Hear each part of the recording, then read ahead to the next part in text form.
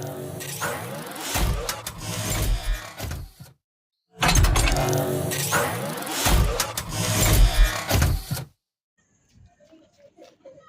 magandang araw mga ka-DIY. Meron lang ako ditong sinusubukang i-repair mga ka-DIY. Ayan, laminator. Ito yung brand niya. Ay, bali ang naging problema nito, ayaw na naman uminit mga ka-DIY.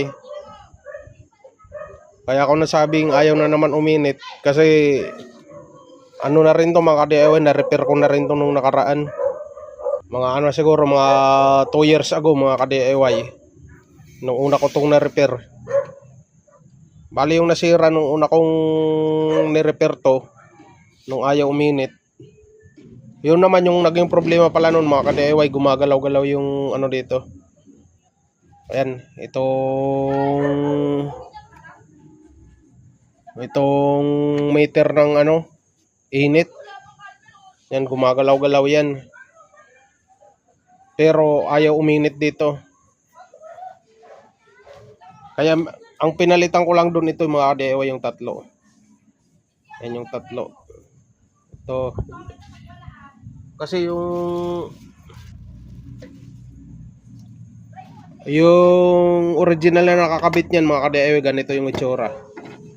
Ayan, ganito. Itong tatlo. Kaso pag itong tatlo, mabilis talaga masira to. Ayan, kahit maghanap kayo ng ibang video sa YouTube tungkol nitong laminator, madalas ganito yung pinapalitan. Ilalagay ko na lang yung link ng video na yun mga ka-DIY, yung binabanggit kong video na paggawa ko dito. Ayan. Ayan, bali, ayan na nga mga ka-DIY, ito ayaw uminit. Ito na suyod ko na to mga ka-DIY. Na ano ko na to. Ang di ko na lang na check ito dito banda, itong potentiometer nya. Yan na lang, ito na lang yung pinaghihinalaan ko dito. Ayan, nakasaksak siya, tapos bubuksan ko. Ayan, dapat pag pindot nitong hot, ano na dapat to, gagalaw na to. Kaso wala, naka-steady siya. Ngayon, gaya ng sinabi ko, dito na lang muna ako magte-test mga DIY sa potentiometer nya. Kasi yan na lang yung pinaghihinalaan kong sira.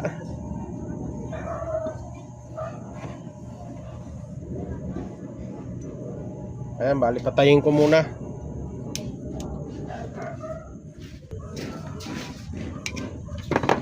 Yan, di-disconnect ko lang to mga ka-DIY. Yan, sa ako kukunan ng reading kung mayroon.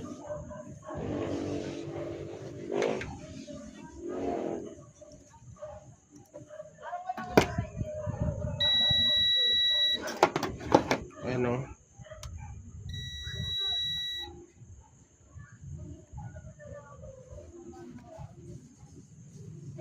Pipihitin natin dito. Pipihitin natin. Ayan, walang nung ano siya oh.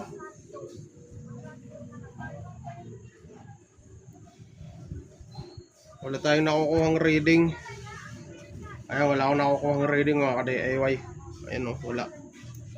Pero dito sa isang paan niya, itong hindi ginagamit. Tingnan natin kung mayroon.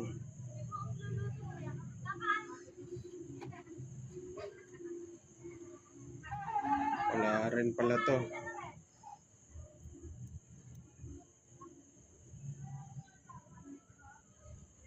Wala nga rin kahit yung kabila.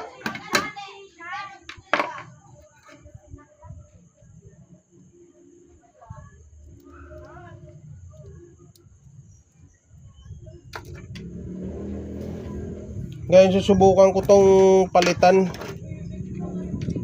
yung potentiometer nya mga ka-DIY. Ayun, mayroon kasi ako dito yung mga naitatabi. Ayan sa amplifier to. Mga potentiometer to o volume control ng amplifier. Pero mayroon ako ditong may naitatabi ako, yan oh. Mahaba nga lang yung ano niya, ito oh. Pero parehas yung value na yan. 10K. 10K yan mga ka-DIY.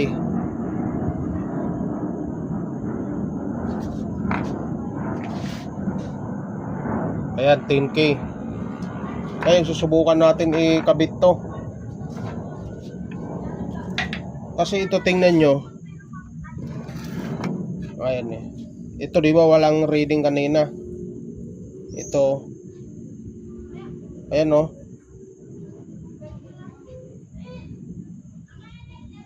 Mayroon siya. Yung sagad niya. Tingnan natin yung sagad. Ayan.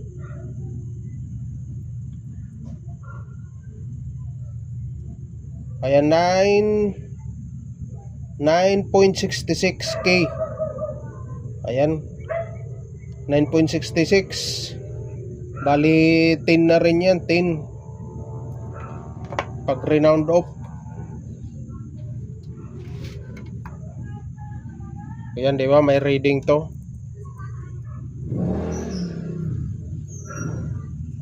Ayan, 9.66 ohms. K ohms. K ohms yung nakalagay dyan. Ito, wala.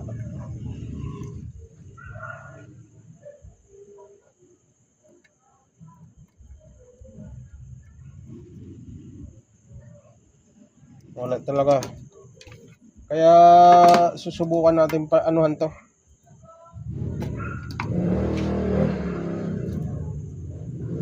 Ayan, medyo mahaba nga lang. Ayan yung sinasabi ko, medyo mahaba. Pero kung gagana to, okay na to mga ka-DIY. Ngayon,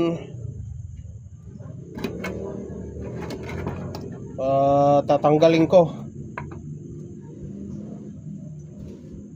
Tanggalin natin.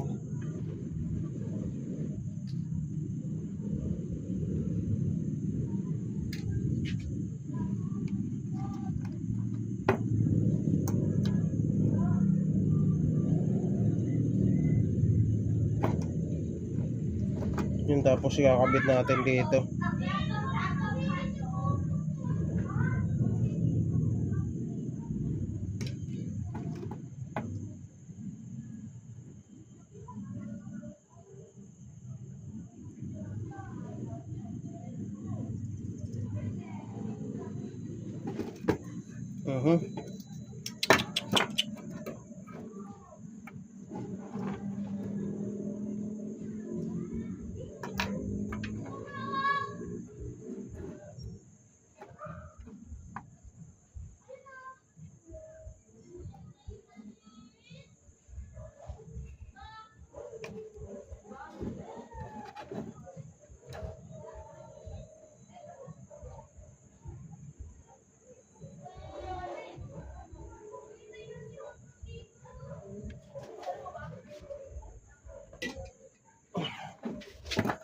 Ayan.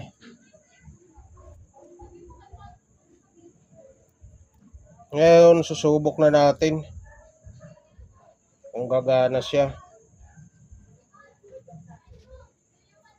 Yan, di ko lang muna itatakip.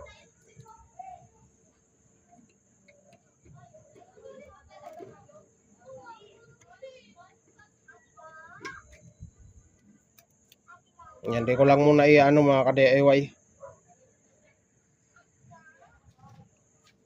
Tapos, isasaksak ko na.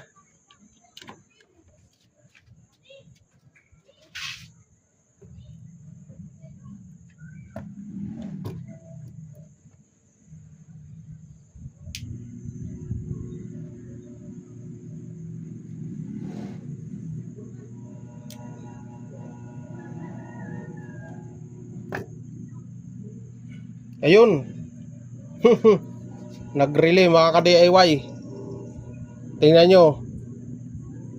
Yan, ipipihit ko yung potentiometer. Oh, may control na sa init. Ayan oh. May control na siya mga ka-DIY. Oh. Ayan, narinig ko kung nag-relay ito eh. Nung di ko kasi pa ito pinalitan, hindi nag-i-engage yung relay.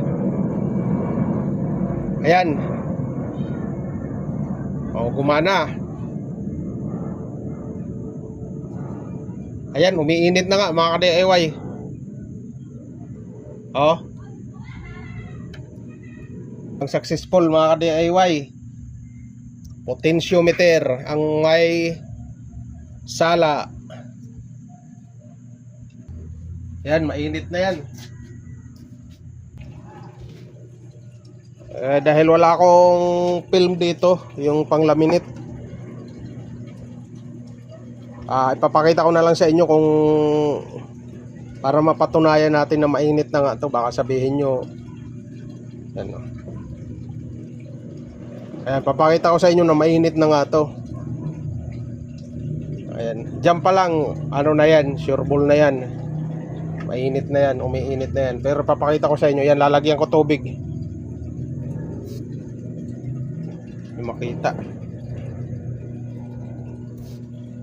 Ngayon oh, hindi nakikita, natutuyo ka agad.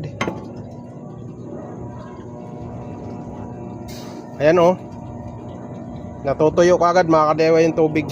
Ayan oh, diba? Ayan oh.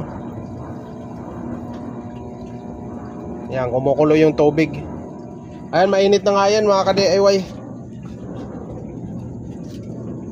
Patayin muna natin para maiano yung takip.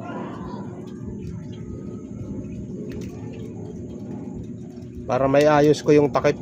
Ayan o. May cool down muna tayo. Yan, kailangan cool down muna bago natin i-off.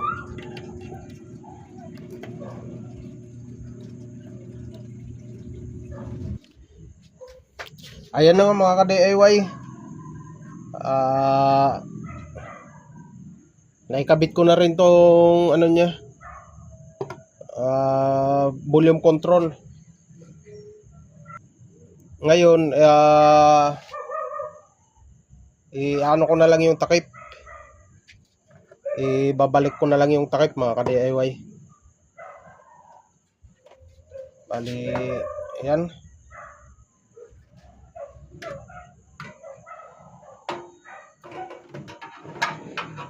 Pwede yata ganito.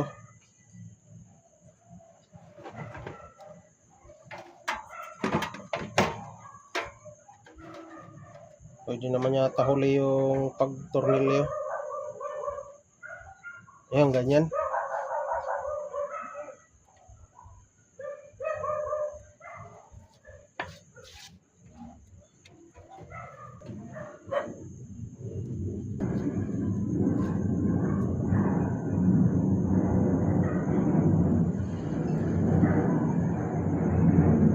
Ayan, bali nakalutang talaga siya oh.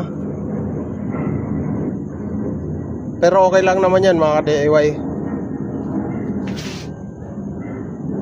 Ayan, pwede naman putulan yan, kaso ayaw ko lang mag ano. Ganon din naman yan. Ayaw ko na mag ano ng oras dyan para lang maputol.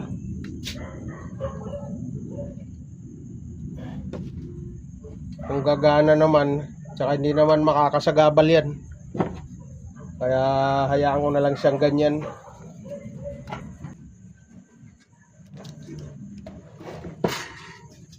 Ayan, mas maganda na kaganyan pag tornilyo, para lapat na.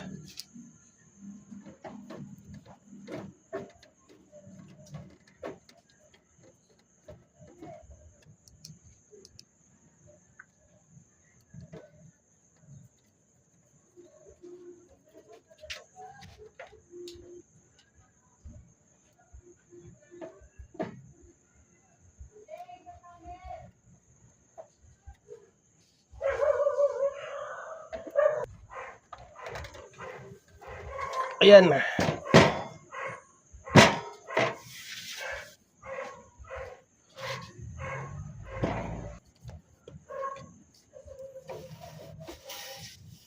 Yun, sa ayun na nga mga ka-DIY. Successful yung repair ko dito. Yan, bali, ayan, ulitin ko, ito lang yung sira. Yung potentiometer nya. Ayan yung value pala, ayan, ulitin ko.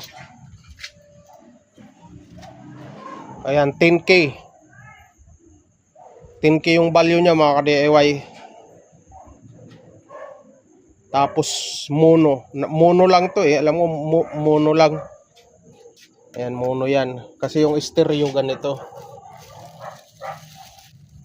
Pag sa volume control. Ayan, mayroon kasing ganito yan. Ayan oh. Ito, stereo type to na ano, volume control o potentiometer. Ito mono. Ayan, so ayan lang mga ka-DIY. Baka encounter din kayo nito, yung mga mayroon nitong laminator na gano'n yung problema, ayaw uminit.